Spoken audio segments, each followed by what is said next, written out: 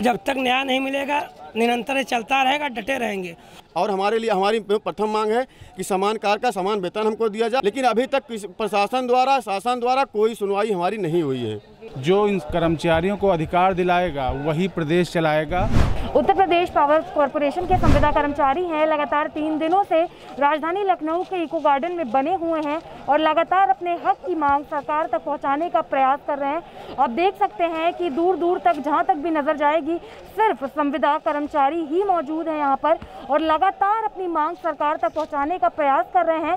2 दिन का समय हो चुका है, आज तीसरा दिन है, अभी तक किसी से कोई बात हुई, कोई सुध लेने आया नहीं आया, क्या हुआ? नहीं मैडम, यहाँ अभी तक यहाँ कोई नहीं आया सुध लेने। हम लोग यहाँ डटे हुए हैं और जब तक न्याय नहीं मिलेगा निरंतर चलता रहेगा, डटे रहेंगे।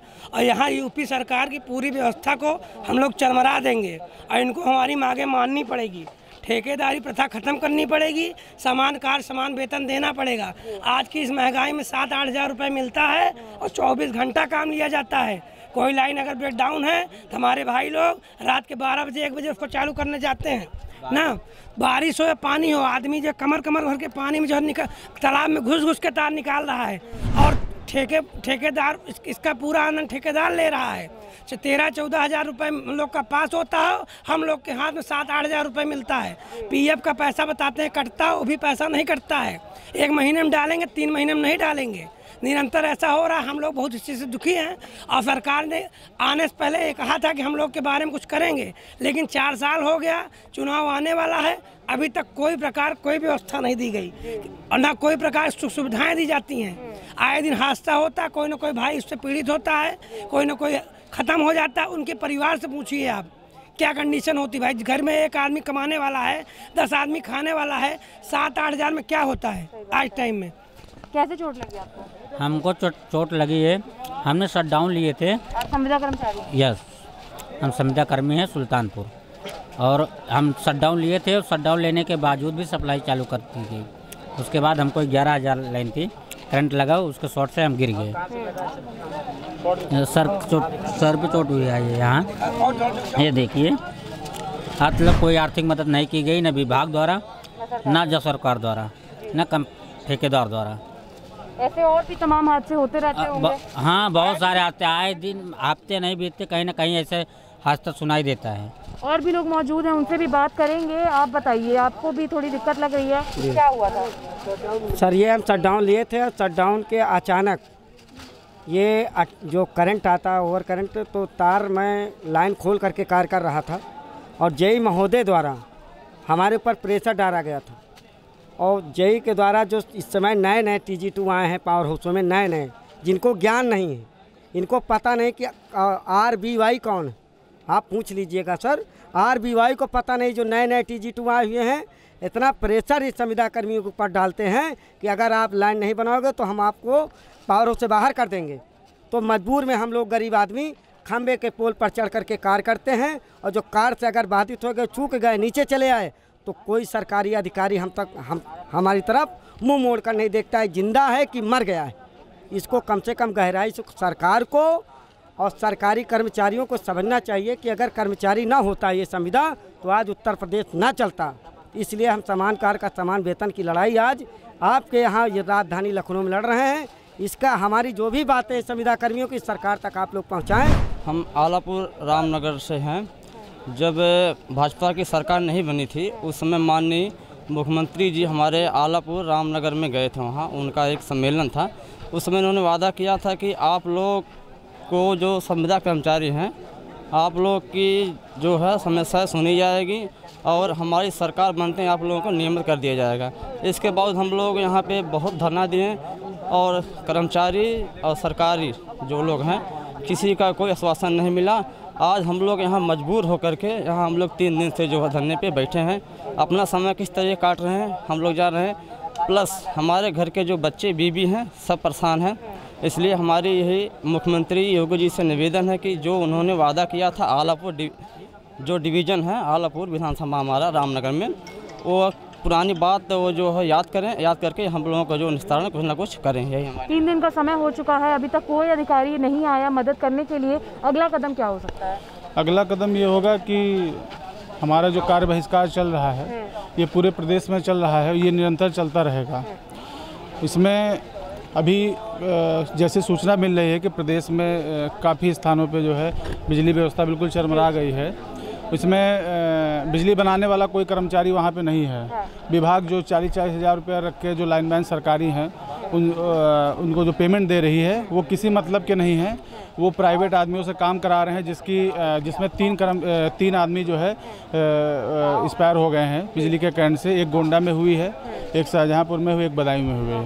मतलब वो विभाग में नहीं है। अब ये सब सारे कर्मचारी स्ट्राइक पे हैं, तो अब बिजली प्रभावित है। तो विभाग जो है प्राइवेट आदमी ढूंढ के जेई वगैरह जो है वो काम करा रहे हैं जिस उनको टेक्निकल कुछ ज्ञान है नहीं है कि कहाँ क्या है कैसे क्या है, वो खंभे चढ़ा दे रहे हैं, वो बेचारे उनकी मृत्यु हो रही है।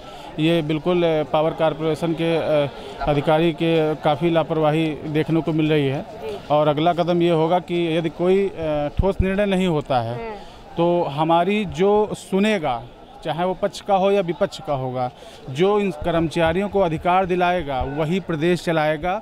और जिस तरीके से हम लोगों ने पिछले जो वादा किए थे, एक अधिकार दिलाओ रैली का आयोजन हुआ था, उसमें तत्कालीन गृह मंत्री राजनाथ जी आए थे हमारे मंच पे। उन्होंने ये कहा था कि भारतीय जनता पार्टी की सरकार जिस दिन उत्तर प्रदेश में बन जाएगी, इन कर्मचारियों को लिस्ट के अनुसार समायोजित करने का काम करेगी। 5 साल हो गए हैं, अभी तक उसमें 1% भी इम्प्लीमेंट नहीं हुआ है। सरकार के जो पूर्व में वादे किए हैं बड़े बड़े नेताओं के द्वारा जो किए गए हैं, उसमें किसी भी प्रकार का कोई इम्प्लीमेंट 1% नहीं है। तो अब यही है कि आगामी चुनाव में अगर ये सरकार नहीं सुनती है उसके पहले, तो ये कर्मचारी उस उत्तर प्रदेश से इस सरकार को उखाड़ने का काम भी शुरू करेंगे। कार्य बहिष्कार हो गया है उत्तर प्रदेश के 75 जिले में, तो कब तक जारी रहेगा ये? जब तक नहीं जारी रहेगा जब तक हमारे लोगों की मांगें नहीं पूरी होंगी।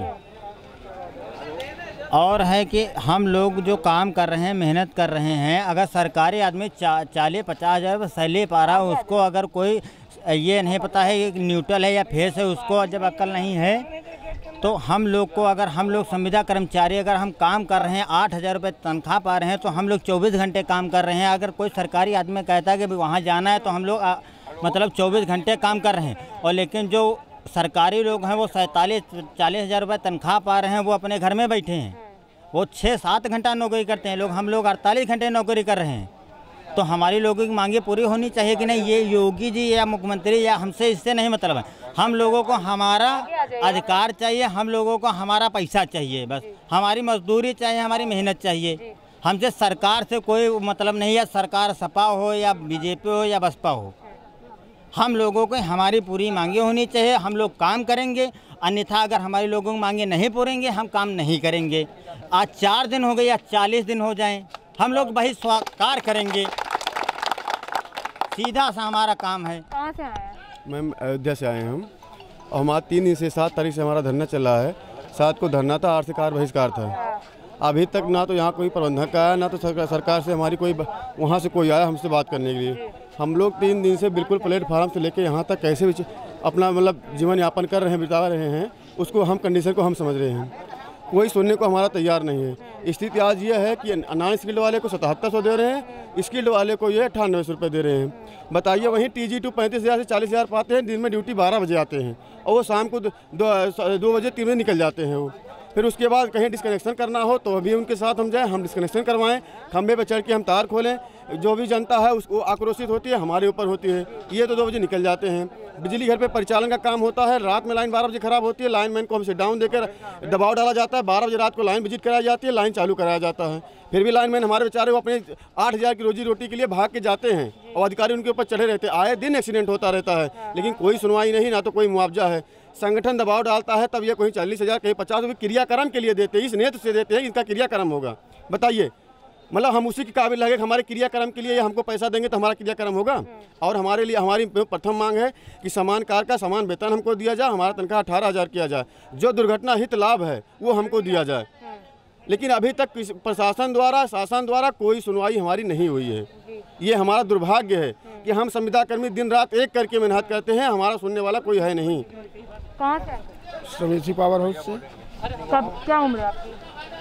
कितने सालों से काम कर रहे हैं? हम 18 साल से काम कर रहे हैं।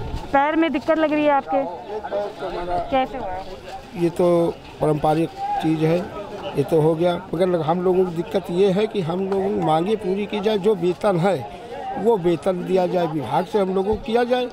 अब हम लोग जीवन इसी तरह बीत जाएगा, बच्चे क्या करेंगे? स्कूल में जाओ, बच्चों को फीस भी चाहिए, 8,000 मिलता, 8,000 विक्रम के किराया ही हुआ, इधर उधर कुछ कोई कार्य हो नहीं पाता। रात भर काम करो, दिन भर काम करो, काम करते ही रहो, खाली ना सुनो तो कहेंगे कल से नहीं आना।